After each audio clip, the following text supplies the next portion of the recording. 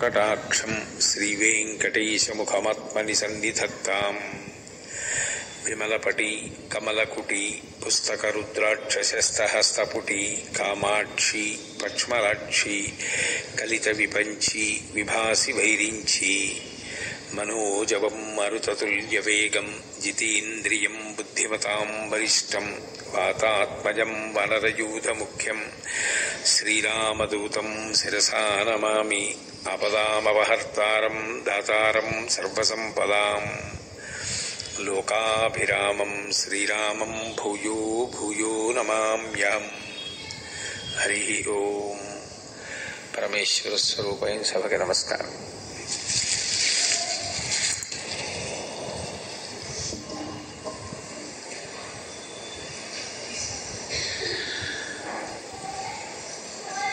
భోపాల్ పట్టణానికి నేను రావడం ఇది ప్రథమం. సరస్వతీదేవి దేవాలయం పునర్నిర్మాణం జరిగింది.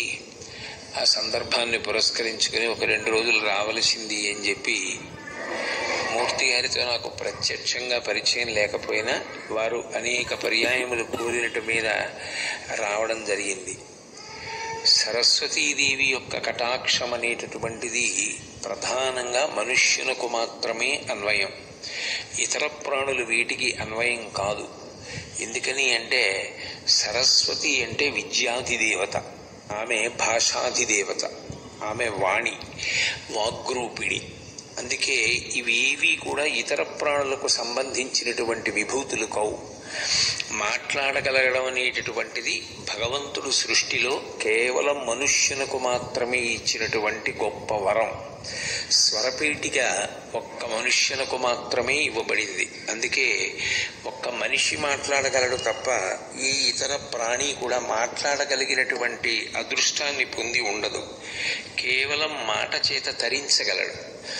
2 శాస్త్రాన్ని గురువుని ఈ రెండిటిని ఆధారం చేసుకుని శ్రద్ధాభక్తులతో జీవితంలో అనేక విషయాల్ని తెలుసుకుంటూ ఉన్నతిని పొందగలిగినటువంటి అదృష్టం మనిషి ఒక్కడికి ఉంది తప్ప ఏ ఇతర ప్రాణికి కూడా అటువంటి అవకాశాన్ని భగవంతుడు ఇవ్వలేదు. అందుకే వివేక చూడామణి చేస్తూ శంకర భగవత్పాదులు ప్రారంభంలోనే ఒక మాట అంటారు, జంతువునాం నరజన్మ దుర్లభం అంటారు. అనేకమైన శరీరాలు ఉంటాయి. ప్రతి శరీరానికి షడూర్ములు ఉంటాయి. ఆకలి ఉంటుంది, దప్పిక ఉంటుంది, జర వృద్ధాప్యం ఉంటుంది, మరణం ఉంటుంది, శోకం ఉంటుంది, మోహం ఉంటుంది. ఈ 6 అన్ని ప్రాణులకు ఉంటాయి.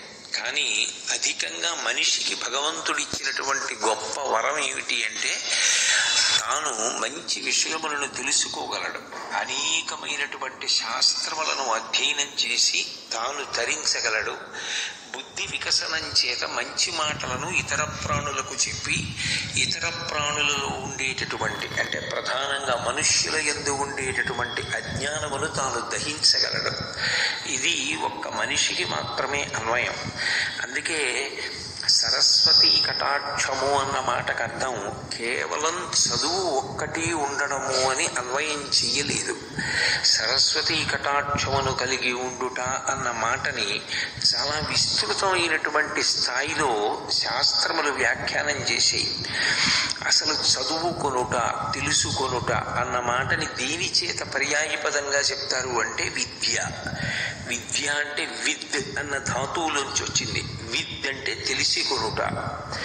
ఏది తెలుసుకొనుట అంటే ఏది తెలుసుకున్న తర్వాత ఇక తెలుసుకోవడానికి వేరొకటి ఉండదు. అది తెలిసే పర్యంతము తెలుసుకున్నవాడెవరో ఆయన విద్యావంతుడు. అంటే ఏది తెలియబడిన తరువాత వేరొకటి తెలియబడవలసిన అవసరం ఉండదు. అంటే అటువంటి వస్తువు ఈ లోకం మొత్తం మీద ఉన్నది పరబ్రహ్మం ఒక్కటే. పరబ్రహ్మము తెలిసిన తరువాత ఇక ఏ ఇతర విషయము తెలియవలసిన అవసరం ఉండదు. అన్నీ దాని యందే ఉంటాయి. అందుకే చదివించిరి నన్ను గురువులు, చదివితి ధర్మార్థ ముఖ్య శాస్త్రంబులునే చదివినవి కలవు పిక్కులు, చదువులలో మర్మమెల్ల చదివితి తండ్రి అంటాడు ప్రహ్లాదుడు. అన్ని చదువులకు ఆధారమైనటువంటి వాడెవరో, సమస్త విద్యలకు ఆలవాలమైన వాడెవరో వాడు అనుభవంలోకి రావడమే విద్య యొక్క చిట్ట చివరి ప్రయోజనం. విద్య వలన ఏమిటి ప్రథమంగా రావాలి అని అడిగారు. అడిగితే విద్య వలన మొదట వచ్చేటటువంటి లక్షణం ఏది అంటే వినయం. ఎందుకని అంటే విద్య అంటే తెలిసికొనుట. అయితే తెలుసుకోవడం మొదలు పెట్టగానే మొదట ఏది తెలియబడాలి అంటే నాకు తెలియనివి చాలా ఉన్నాయి అని తెలియాలి. నేనేవో 2 పద్యాలు చెప్పాను అనుకోండి, నేను సర్వశాస్త్ర పారంగతుడిని అనుకుంటే ఎలా? ఈ 2 శ్లోకాలు 2 పద్యాలు నేను చెప్తే నన్ను తీసుకెళ్లి ఒక గ్రంథాలయంలో నించోబెడితే అందులో ఎన్ని పుస్తకాలు నేను చదివి ఉంటాను? చదివిన పుస్తకాల్లో ఎన్ని విషయాలు నాకు ధారణలు ఉంటాయి? నాకు ఎన్ని శ్లోకాలు ఎన్ని పద్యాలు కంఠగతమై ఉంటాయి? నాకు తెలియని విషయాలు ఎన్ని ఉన్నాయి లోకంలో? జ్యోతిష శాస్త్రం ఉంది, సంగీతం ఉంది, వీణావాద్యం ఉంది, వేణుగానం ఉంది, వేదం ఉంది, వేదభాష్యం ఉంది, బ్రహ్మసూత్ర భాష్యం ఉంది, సాహిత్యం ఉన్నది, నృత్యం ఉన్నది, శిల్పం ఉన్నది, ఎన్నో శాస్త్రాలు ఉన్నాయి. ఇన్ని శాస్త్రాలలో నాకు తెలిసి ఉన్నది ఏ పాటి అంటే అన్ని విషయములతో పరిశీలనం చేస్తే నాకు తెలుసున్నది బహు కొద్ది. ఇంత తక్కువ నాకు తెలిసి నేను తెలుసుకోవలసినది చాలా ఉన్నది అని అన్నప్పుడు నేను తెలుసుకోవలసిన విషయాల్ని రచించిన మహానుభావులే ఉన్నారు. నేను కేవలం అందులో ఓ పద్యం చెప్పాను అనుకోండి, పోతన గారి భాగవతంలోంచి ఓ పద్యం చెప్పాను అనుకోండి, ఒక పద్యం చెప్పే నేను ఇంత బాగా చెప్పాను అనుకుంటే మరి 12 స్కంధములను ఆంధ్రీకరించినటువంటి పోతన గారు ఏమనాలి? ఆయన పేరు పోతరాజు అయితే చివర నాకిందికి రాజరికమని పేరులో పోతరాజులో రాజు తీసేసి నేను పోతన అన్నారు ఆయన. అసలు నిజానికి ఎవరు బాగా చదువుకున్నారో వాళ్ళ యందు మొదట కనపడే లక్షణం ఏమిటంటే వినయం. ఎందుకు వినయం వస్తుంది అంటే నాకు తెలియనివి చాలా ఉన్నాయి, నాకే పాటి తెలుసు అని కాకుండా నాకు ఏదో ఒక్కటి తెలుసు, నేను ఇది అయి ఉన్నాను అన్న దానితో మమేకమై నిరంతరము అదే స్మరించేటటువంటి వారికి ఏమవుతుందంటే అహంకారము కలుగుతుంది. అహంకారమును తీయగలిగినటువంటి వాడెవరు అంటే గురువు ఒక్కడే. అందుకే గురువుని శిష్యుణ్ణి శాస్త్రంలో కేవలం గురు శిష్యులు అన్న మాటలు పెట్టి పిలవరు. వినీతుడు, వినీయుడు అని 2 పేర్లు. ఆ గురువు గారు తనకు ముందున్నటువంటి గురువు గారిని తలుచుకుని సంతోషాన్ని పొందుతూ ఉంటారు. ఎప్పుడు ఆ గురువు గారి పేరు చెప్పేటప్పటికీ కళ్ళమ్మట నీళ్లు కారతాయి. ఆయన లేని నాడు నేను ఎక్కడుంటాను అంటారు. ఈ గురువు దగ్గర నేర్చుకున్న శిష్యులు మొదట గురువుని చూసి నేర్చుకునేది ఏది అంటే ఆ వినయం నేర్చుకుంటారు. అందుకే సరస్వతి కటాక్షంగా విద్యాభ్యాసం చేసేటప్పుడు మొట్టమొదట కలిగేది ఏది అంటే వినయము కలుగుతుంది అన్నారు. విద్యా దదాతి వినయం. చదువుకున్న వాళ్ళందరూ గర్వాన్ని పొందాలి అని అనుకున్నారు అనుకోండి, అంతకన్నా అన్యాయమైన విషయం సమాజంలో ఇంకోటి ఉండదు. చదువుకున్నవాడు చదువుకోని వాడి కన్నా భిన్నంగా ఎందుకుంటాడు అంటే ఎంత బాగా చదువుకున్నాడో, ఎంత పెద్ద చదువు చదువుకున్నాడో అంత వినయంతో ఉంటాడు. రాముడు సాక్షాత్ శ్రీమన్నారాయణుని యొక్క అవతారం. ఆయనకి తెలియనటువంటి విషయం ఏం లేదు.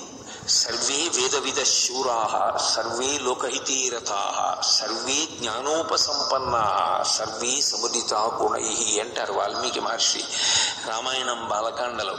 వశిష్ఠుడి దగ్గర విద్యాభ్యాసం చేసినటువంటి రాముడు సమస్త శాస్త్రములు చదువుకున్నాడు. విశ్వామిత్రుడి దగ్గర అంత వినయంతో ప్రవర్తించాడు. అంత వినయంతో ప్రవర్తించి మారీచ సుబాహులు ఇద్దరినీ కొట్టినప్పుడు సుబాహుడు మరణించాడు. మారీచుడు దూరంగా తరిమి వేయబడ్డాడు మానవాస్త్రం పెట్టి కొట్టినప్పుడు. ఇంత విజయాన్ని సాధించినటువంటి రాముణ్ణి యజ్ఞ సంరక్షణం అయిపోయిన తర్వాత విశ్వామిత్రుడు పిలిచాడు. సహజంగా ఏదైనా ఒక గొప్ప విషయాన్ని సాధిస్తే అందరూ పొగుడుతారు.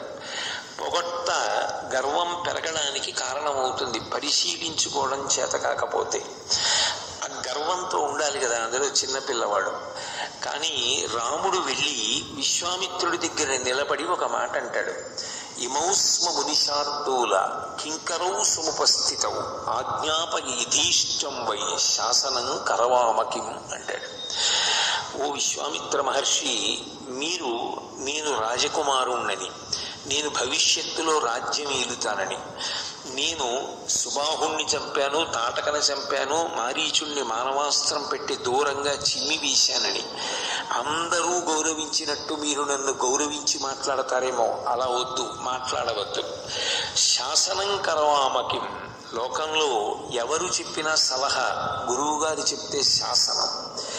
నేను కింకరుణ్ణి, ఒక శిష్యుడిగా మీ దగ్గర నేను కింకరుణ్ణి. ఆజ్ఞాపయీధీష్టం వై, మీరు నన్ను ఆజ్ఞాపించండి, ఇది చేసి పెట్టండి అని అడగద్దు. మీరు ఏది చెప్తారో అది నాకు ఆజ్ఞ. అది ఒకనాడు కాదు, జీవితాంతం నేను పాటించాలి. అందుకే పెళ్లి చేసేటప్పుడు కూడా స్నాతకంలో గురువు కొన్ని మాటలు చెప్తూ ఓ మాట అంటాడు చిట్ట చివర, ఏష ఆదేశ ఏష ఉపదేశ అంటాడు. ఇది ఆదేశం, ఇది ఉపదేశం, జ్ఞాపకం పెట్టుకో అంటాడు. అది గురువు పట్ల ఉండవలసినటువంటి మర్యాద, భగవంతుడి పట్ల ఉండవలసిన గౌరవం. ఎంత చదువుకుని ఉన్నాడో అంత వినయంతో ప్రవర్తించగలిగిన నాడే నిజానికి ఆ చదువు సార్థక్యమైంది అని గుర్తు. అందుకే విద్య వలన వచ్చేటటువంటి మొట్టమొదటి లక్షణం ఏది అంటే వినయం. విద్యా దదాతి వినయం, వినయాద్యాతి పాత్రతాం. ఇది సరస్వతీ కటాక్షము అన్నారు. వినయాద్యాతి పాత్రతాం. వినయము వలన ఏం కలుగుతుంది అంటే పాత్రత కలుగుతుంది. ఒక పాత్ర శుభ్రంగా లేదనుకోండి, ఆ పాత్రలో ఎంత మంచి పదార్థం దగ్గర ఉన్నా పొయ్యరు. నేనేదో పాయసం వండి నైవేద్యం పెట్టి అక్కడ పెట్టుకుని మీరందరికీ ప్రసాదం ఇద్దాం అనుకుంటున్నాను, మీ దగ్గర ఏదైనా పాత్ర ఉంటే పట్టండి అంటే అరిటాకు దొప్ప చేసి పట్టుకొచ్చినా అందులో పాయసం పోస్తారు. కానీ మకిలి పట్టేసి పాత్ర అంతా కూడా ఆకుపచ్చటి వర్ణంలో చాలా మలినంతో ఉన్నటువంటి దాన్ని తీసుకొచ్చి అందులో పాయసం పొయ్యమంటే పొయ్యరు. ఎందుకంటే పాయసం కూడా పాడైపోతుంది అటువంటి పాత్రతో పోస్తే. ఆ పాత్రలో పొయ్యరు. ఏ పాత్రలో పోస్తారు అంటే అది దేనితో చెయ్యబడిందని చూడరు. బంగారంతో చేశారా, వెండితో చేశారా, రాగితో చేశారా, అది అరిటాకు దొప్ప మర్యాకు దొప్ప, ఇవన్నీ అక్కర్లేదు. అది శుభ్రంగా ఉంది. శుభ్రంగా ఉంటే అందులో పాయసం పోస్తారు. వినయాజ్యాతి పాత్రతాం. సరస్వతీదేవి అన్న మాటకు అర్థం ఏమిటంటే ప్రవాహము, అది ప్రవహించాలి. ప్రవహించలేదనుకోండి సరస్వతి వలన ఏ ఉపయోగము ఉండదు. ప్రవహించని విద్య ఏదో ఆ విద్య నిలబడిపోయిన నీటి వంటిది అన్నారు. నీరు ప్రవహించిందనుకోండి అందరికీ ఉపయుక్తం. నీరు ప్రవహించకుండా ఒక చోట నిలబడిపోయిందనుకోండి దుర్వాసన వస్తుంది, అందులోంచి క్రిమికీటకాదులు వస్తాయి. నీరు నిలబడకుండా ప్రవహిస్తే ఉపయోగపడినట్టు విద్య ప్రవహిస్తే ఉపయుక్తమవుతుంది. సరస్వతి అంతర్వాహిని, నీరు పైన ప్రవహిస్తుంది, సరస్వతి లోపల ప్రవహిస్తుంది. అందుకే త్రివేణి సంగమంలో స్నానానికి వెడితే తెల్లగా ఉన్న నీళ్లు గంగా నది, నల్లగా ఉన్న నీళ్లు యమునా నది. మరి సరస్వతి నది ఏది అన్నారనుకోండి అంతర్వాహిని, లోపల ప్రవహిస్తోందంటారు. సరస్వతి కటాక్షం పైకి తెలిసేది కాదు. భూపసభాంతరాళమున పుష్కళ వాక్చతురత్వము ఆజిబహాపటు శక్తియున్ యశమునందనురక్తియు విద్యయందు వాంఛా పరివృద్ధియున్ ప్రకృతి సిద్ధగుణంబులు సజ్జనాళికిందంటాడు భర్తృహరి. అది అవసరం వచ్చినప్పుడు, మాట్లాడవలసి వచ్చినప్పుడు ఒక్కసారి గంగ పొంగినట్టు పొంగుతుంది. అవసరం లేదు అనుకున్నాడు అనుకోండి, అసలు ఈయనకి మాటలు వచ్చా అన్నంత మౌనంగా, అంత వినయంగా, ఏమీ చేతకాని వాడిలా ఉండగలడు. కానీ సరస్వతి ఆయన యందే ప్రవహిస్తూ ఉంటుంది, అంతర్వాహిని అయి ఉంటుంది. అటువంటి అంతర్వాహిని అయినటువంటి సరస్వతీదేవి యొక్క అనుగ్రహము యశస్సుకి కారణం కావాలి. యశస్సు అంటే కీర్తి. కీర్తి ఎవడు పొందాడో వాడు పరదేవతానుగ్రహాన్ని పొందాడు అని గుర్తు. అందుకే మీరు మీరు సరస్వతి అష్టోత్తరం చదవండి, లక్ష్మీ అష్టోత్తరం చదవండి, పార్వతీదేవి అష్టోత్తరం చదవండి. అమ్మవారి నామాలన్నింటిలో మీకు ఒక నామం తప్పకుండా కనపడుతుంది, యశస్విని అని. యశస్విని అంటే కీర్తినిచ్చున్నది. కీర్తి ఒక రాత్రికి రాత్రి వచ్చేది కాదు. జీవితం అసిధారావ్రతంగా కత్తి అంచు మీద నడిచినట్టు ధర్మానుష్ఠానం చేసి ఎప్పుడెప్పుడు ఎవరికి ఏ ఉపకారం చెయ్యాలో తెలుసుకుని ఆ ఉపకారం చెయ్యడం అలవాటైన వాడెవరున్నాడో, ఎవడు వినయంతో ప్రవర్తిస్తూ ఉంటాడో అటువంటి వాణ్ణి కీర్తి ఆశ్రయించి ఉంటుంది. ఆ కీర్తివంతుడు ఎవరైతే ఉంటాడో ఆయనకి ఇబ్బందికరమైనటువంటి విషయమే ఉండదు లోకంలో. ఆయన కీర్తి ఆయనని నిరంతరము కాపాడుతూ ఉంటుంది. ఆ కీర్తి అన్న మాటకి పర్యాయ పదం పరదేవతానుగ్రహము అని. అటువంటి కీర్తి దేని వలన లభిస్తుంది అంటే మంచి పనులు చేయడం వలన లభిస్తుంది. కాబట్టి మంచి పనులుగా మారాలి. చదువుకున్న చదువు ఏమవ్వాలి అంటే లోక కళ్యాణానికి పనికి రావాలి. అందుకే వశిష్ఠుడు రాముడికి విద్య నేర్పినప్పుడు ఏది నేర్పినా ఒక మాట చెప్తుండేవాడు, ఇది నీ వ్యక్తిగత ప్రయోజనం కోసం కాదు, నువ్వు నేర్చుకుంటున్న ఏదైనా కూడా నీ యందు గుణముగా మారాలి. అంటే ఎప్పుడు లోకానికి ఏ అవసరం కలుగుతుందో అప్పుడు నువ్వు నేర్చుకున్న దాన్ని ఉపయోగించి కాపాడుతూ ఉండాలి తప్ప నీ ప్రయోజనం కోసం నువ్వు వాడుకోకూడదు. అలా వాడుకోకుండా ఉండడానికి నీకు ఇస్తున్నాను తప్ప నీ కోసమే ఆలోచించుకోవడానికి నేను ఈ చదువు నీకు ఇవ్వలేదని బాగా జ్ఞాపకం పెట్టుకో. సర్వే వేదవిద శూరాః సర్వే లోకహితే రతాః. నువ్వు ఈ చదువు చదువుకున్నది ఎందుకు అంటే ఎప్పుడూ నేను ఏమి ఉపకారం లోకానికి చెయ్యగలదని ఆలోచించుకోవడానికి. అంతేగాని నేనే చదువుకున్నాను కాబట్టి నేనేం పొందాలని ఆలోచించుకోవడానికి కాదు సుమా. అందుకని రాముడు నిరంతరము లోక కళ్యాణం కోసం ప్రవర్తించగలిగాడు. చదువుకోవడం ఒకెత్తు. ఒక ఆయన గొప్ప వైద్యుడయ్యాడు, చాలా మంచిదే, చాలా గొప్ప విషయం. వైద్యుడు అవడం అంత చిన్న విషయం ఏం కాదు, చాలా చాలా గొప్ప విషయం. కానీ వైద్యుడు అవడం వేరు, రూపాయి కాసు కనపడితే తప్ప నేను వైద్యం చెయ్యను అనడం వేరు. వైద్యుడైన వాడు పరమేశ్వరుడితో సమానం. ఎందుకని అంటే చిట్ట చివరికి వైద్యుణ్ణి నమ్మి తన స్పృహని కోల్పోవడానికి ఒప్పుకుంటాడు వ్యక్తి. ఆయన ఎవరో తెలియదు, ఏదో ఒంట్లో బాగుండదు, ఎక్కడికో తీసుకెడతారు. ఈ శస్త్రచికిత్స చేస్తే ఆయనకి తగ్గుతుందండి అంటారు. ఎవరు శస్త్రచికిత్స చేస్తారు? ఆయన ఏం చదువుకున్నారు, ఎక్కడ చదువుకున్నారు, ఇంతకుముందు ఎన్ని చేశారు, ఎన్ని విజయవంతమయ్యాయి, ఇవేం అడగరు. పడుకుంటే మత్తు ఇచ్చేస్తే మత్తులోకి జారిపోయే ముందు ఆకుపచ్చటి బట్టలు వేసుకుని చేతులకి ఆ తొడుగులు తొడుక్కొని శస్త్రచికిత్స చేసేటటువంటి వైద్యుడు కనపడితే తన శరీరాన్ని చిట్ట చివరికి గుండెని కోసేయడానికి కూడా అనుమతించి ఈశ్వరుడు నిలబడున్నాడు, ఆయన నన్ను కాపాడతాడని నమ్మి రెండు చేతులెత్తి నమస్కరించి స్పృహ తప్పిపోతాడు రోగి. అంటే అంత నమ్మకం ఎలా కలిగింది అంటే అది ఈశ్వరుడిగానే భావించారంతే, ఎవరో తెలియదు. తన భార్య బిడ్డలు అందరూ బయట కూర్చున్నారు. ఆయన తనని బ్రతికిస్తాడన్న నమ్మకంతో ఒళ్ళు కోసేయమని అప్పచెప్పేశాడు. అంటే ఆ చదువుకున్న చదువు అతని కర్తవ్యాన్ని ఎంత బాగా జ్ఞాపకం చేస్తుండాలి.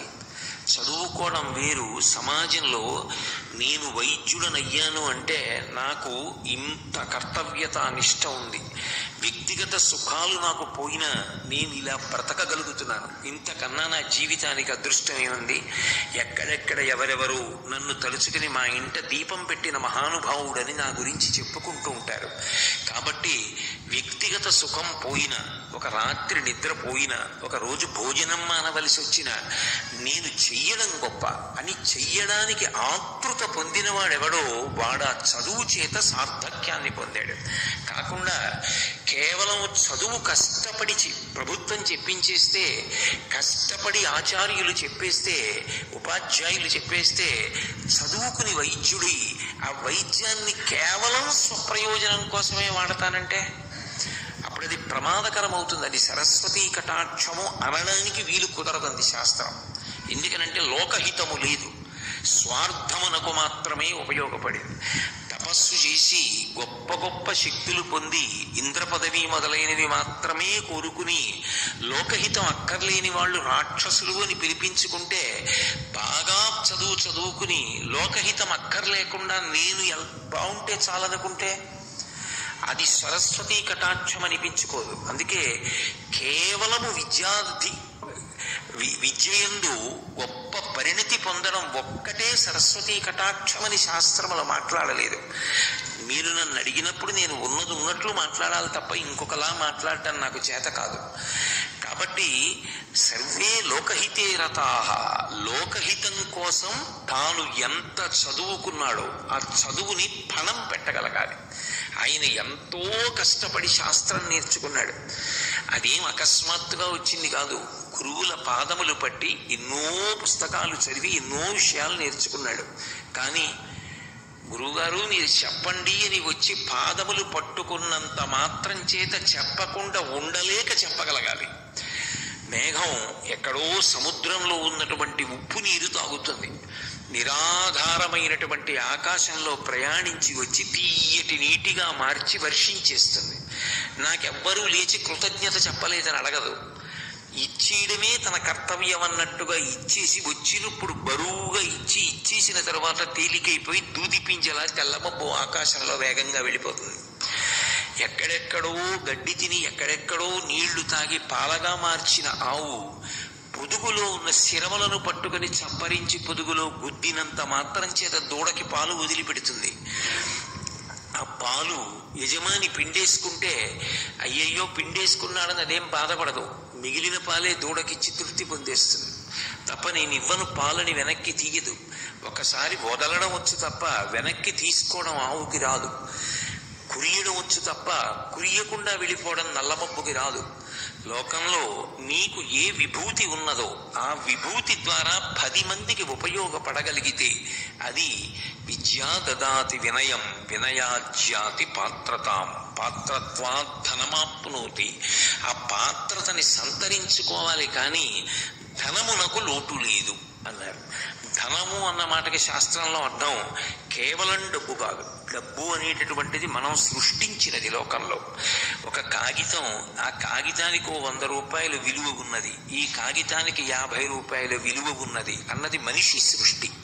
కానీ భగవంతుడు కరెన్సీ నోటిని సృష్టించలేదు, ఆయన ఇవన్నీ పుట్టించలేదు. అలా అయితే దాని వలనే సుఖము అనుకుంటే మనిషి కాని మిగిలిన ప్రాణులు కరెన్సీ నోట్ల వల్లే బతుకుతున్నాయా? లేదుగా. ధనమీది అంటే ధనమగ్నిర్ధనం వాయుర్ధనం సూర్యో ధనం వసు ధనమింద్రో బృహస్పతిర్వరుణం ధనమశ్నుతి అంది శ్రీ సూక్తం. సూర్యుడు ఎలా ప్రకాశించాలో అలాగే ప్రకాశించడం ధనం. ఆయన విపరీతమైన వేడితో ఉన్నాడనుకోండి, ఒక్క 10 రోజులు ఎంత ప్రాణ నష్టం జరిగిపోతుంది, ఎంత ఉపద్రవం వస్తుంది. అగ్నిగా ఉందనుకోండి, ఎంత వేడి ఒంట్లో ఉండాలో అంత వేడి ఉంటే సుఖం ధనం. ఒక్క 2 డిగ్రీలు పెరిగింది, జ్వరం, మంచం మీద పడుకుంటాడు. 2 డిగ్రీలు తగ్గింది, వైద్యశాలకు వెళ్ళిపోవాలి. అరికాళ్ళు అరిచేతులు రుద్దుతారు వేడెక్కాలని. నీరు ఎంత ఉండాలో అంత ఉండడం సుఖం. వరదలు వచ్చాయి, దుఃఖం, ప్రాణి నష్టం. గాలి ఎంత ఉండాలో అంత వీస్తే సుఖం, అది ప్రభంజనమైతే విరిగిపోతాయి అన్నీ, దుఃఖం. ఇవన్నీ ధనమే అంది శాస్త్రంలో. ధనము అన్న మాటకు అర్థం కేవలం కాగితములకు ఇవ్వబడినటువంటి విలువ కాదు. అది కాలంలో ఒకనాడు కరెన్సీ అన్నది ప్రారంభమైంది, కానీ దానికి ముందు అది లేదు. లేనప్పుడు ప్రాణులన్నీ బతకలేదా? ఈ ధనంతో సంబంధం లేని ప్రాణులు బతకట్లేదా? బతుకుతున్నాయి. కాబట్టి పాత్రత్వా ధనమాప్నోతి అన్న మాటకు అర్థం ఏంటంటే, నీకు ఏ సుఖం కావాలని అనుకుంటున్నావో అది సరస్వతీ కటాక్షము చేత నీవు పొందగలవు. కాబట్టి దాని చేత పొందలేనిదన్న మాట లేదు, అన్నిటినీ పొందగలుగుతాడు. పాత్రత్వా ధనమాప్నోతి, అది చివరికి ధనం అన్న మాట ఎక్కడి వరకు వెళ్ళిపోతుంది అంటే కామకోటి అంటారు. కంచిలో కామకోటి పీఠం ఉందంటూ ఉంటారు. కామకోటి అన్న మాటకు అర్థం ఏంటంటే కామము అంటే కోరిక. కామము అంటే అన్ని వేళలా స్త్రీ పురుష సంబంధమైన విషయాన్ని ప్రతిపాదన చేస్తున్నారని కాదు. కామము అంటే ఏ కోరికైనా అయి ఉండొచ్చు. కోరికలు మళ్ళీ రెండు రకాలు ఉంటాయి. కోరికలు అవసరములు కోరికలు అయి ఉంటాయి, కోరికలుగా కొన్ని ఉంటాయి. నాకు ఒక మంచి భార్య ఉండాలి అని నేను బ్రహ్మచారిగా ఉన్నప్పుడు కోరుకుంటే అది అవసరం. నాకు కొడుకు పుట్టాలి అవసరం, నాకు కూతురు పుట్టాలి అవసరం, నేను కళ్ళ దగ్గర చెయ్యి చాపకుండా బ్రతకాలి నాకు అవసరం, నేను అనాయాసంగా వెళ్ళిపోవాలి అవసరం, నేను బ్రతికున్న నాళ్ళు 10 మందికి ఉపయోగపడాలి అవసరం, నేను అమెరికా అధ్యక్షుడిని అవ్వాలి కోరిక. నీకు అది అవసరం కాదు, కోరిక. ఉత్తమమైన కోరికలు కూడా ఉండాలి, తప్పేం లేదు. అవసరాలు ఎలా ఉంటాయో అలా మంచి కోరికలు కూడా ఉండాలి. నేను బాగా చదువుకోవాలి, నేను 12 స్కందాల భాగవతం జీవితంలో ఒక్కసారైనా చదవాలి, పోతన గారి పద్యాలు కనీసం 25 పద్యాలైనా నాకు కంటకతమై ఉండాలి, శంకరాచార్యుల వారి స్తోత్రాల్లో 2-3 అయినా నాకు రావాలి, అసలు శంకరులు ప్రతిపాదించినటువంటి అద్వైత వేదాంతానికి సంబంధించిన వ్యాఖ్యాన గ్రంథాలు 1-2 అయినా నేను చదవాలి, మహాత్ముల జీవిత చరిత్రలు పరిశీలించాలి, ఒక 10 దేవాలయాలు చూడాలి, ఈ భూమి మీద ఉన్న అద్భుతమైన ప్రదేశాలు కొన్ని చూడాలి. అవన్నీ తప్పేం లేదు, అవన్నీ కోరికలై ఉండొచ్చు. ఆ కోరికలు పాడు చేసే కోరికలు ఏం కావు, అవి ఉండవలసిందే. అది మనిషి సంస్కారం పెరగడానికి హేతువులవుతాయి. ధనము అన్న మాటకు అర్థం ఏంటంటే ఇవన్నీ కూడా కామకోటి, ఈ కోరికలన్నీ తీర్చగలదు సరస్వతి యొక్క కటాక్షము చేత. కామకోటి అంటే ఈ కోరికలకి చిట్ట చివరి హద్దేది అంటే మోక్షం. ఇక నేను అసలు ఈ శరీరంలోకి రాకూడదు, వచ్చేసాను కాబట్టి ఇది నాకు చిట్ట చివరి శరీరం కావాలి, ఆఖరిసారి చనిపోవాలి. ఇక చనిపోవడం అన్న మాట ఇప్పుడు మళ్ళీ పుడితే ఇక నేను ఈ జనన మరణ చక్రం నుంచి విడుదల పొందాలి, ఇక నేను రాకూడదు, ఈశ్వరుని యందు ఐక్యం అయిపోవాలి, అది మోక్షం. నాకు ఆ మోక్షం కావాలి, దాన్ని కామకోటి చివరి హద్దు అంటారు. అందుకే సరస్వతీ కటాక్షమనకు ప్రారంభం ఎక్కడా అని ఒక పెద్ద ప్రశ్న, దాని మీద ఒక పెద్ద చర్చ చేశారు శాస్త్రంలో. అది ఎక్కడ ప్రారంభమవుతుంది అంటే బుద్ధి వికసనం అనేటటువంటిది సరస్వతి యందున్న ప్రధాన లక్షణం. అందుకే తామర పువ్వులో కూర్చుంటుంది ఆవిడ. నిజానికి తామర పువ్వులో కూర్చోవడం ఏమిటి? తామర పువ్వు వేసి ఎవరైనా కూర్చోండి అంటారా? కూర్చోమన్నా తామర పువ్వులు ఎవరైనా కూర్చుంటారా? తామర పువ్వులో కూర్చోవడం అన్న మాటకు అర్థం సృష్టి యొక్క వికసనము, బుద్ధి వికసనము. అది ఎలా రేకులు రేకులు విప్పుచుకుని దుద్దు కనపడుతూ లోపల తేనె ఉంచుకుందో అలా బుద్ధి కూడా పరిణతి పొంది వికసనాన్ని పొందడాన్ని చూపించడం ఆసనంగా చెప్తారు. అది సంకేతం. కాబట్టి ఆమె పద్మమునందు కూర్చుని ఉన్నది అంటే ఆమె బుద్ధినిస్తుంది. బుద్ధి అంటే కేవలంగా ఏదో నిర్ణయం చేయడం ఒక్కటి కాదు, బుద్ధి యందు 7 పొరలను ఇవ్వగలిగినటువంటి శక్తి ఎవరో ఆమె సరస్వతి. అందుకు చిన్న పిల్లల దగ్గర నుంచి అందరినీ సరస్వతి పూజ చెయ్యండి అంటూ ఉంటారు, సరస్వతికి నమస్కరించండి అంటారు. సరస్వతీదేవికి నమస్కారం, సరస్వతీదేవికి పూజ మనిషిగా పుట్టిన ప్రతివారు చేస్తారు. ఎందుకు చేస్తారు అంటే కారణం ఆమె 7టిని అనుగ్రహిస్తూ ఉంటుంది. అవి మెట్లు, సోపానములు, ఒకదాని తర్వాత ఒకటి ఎక్కుతాడు. అందులో మొదటి మెట్టెక్కినటువంటి వాణ్ణి శ్రౌతి అని పిలుస్తారు. శ్రౌతి అన్న మాటకి ఏమిటంటే విశిష్టమైనదేది, గుర్తుపట్టగలిగిన ప్రజ్ఞ ఉంటుంది. లోకంలో పుట్టుకతో ఎవ్వరూ ఏమీ చెప్పకుండా ఎవరికి ఇష్టమైనవి వాళ్ళకు ఉంటాయి. కానీ అందులో ప్రధానంగా ఇష్టమైనది ఏమై ఉంటుంది? సుఖపెట్టేవేవో అవన్నీ ఇష్టమవుతాయి. పిల్లలకి మొట్టమొదట ఇష్టమైంది ఏమిటి అంటే ఉయ్యాల. ఊయలలో పడుకోబెట్టారనుకోండి వాళ్ళకి ఎంతో ఇష్టం, ఎందుకంటే ఊగుతుంటే బాగుంటుంది కాబట్టి. అంటే శరీరానికి, మనసుకి, ఇంద్రియాలకి సంతోషం ఇచ్చేదేదో అదే నిజానికి ప్రీతిపాత్రమైంది. కానీ తండ్రి తల్లి చెప్తారు కాదు, అసలు నీ జీవితాన్ని గట్టెక్కించేవాడు, నీకు విద్యనిచ్చేవాడు, మనిషిగా పుట్టినందుకు నీ జన్మ సార్థక్యం ఇవ్వగలిగిన వాడు ఎవరో తెలుసా? గురువు. ఆ గురువుని గౌరవించాలి. భగవంతుడి సేవ వేరు, అది పెద్దవాడు అయ్యాక చేద్దువుగానివి. గురు శుశ్రూష నేర్చుకో. గురు శుశ్రూష స్థాన శుశ్రూష, దేహ శుశ్రూష, ఆత్మ శుశ్రూష అని 3గా ఉంటాయి.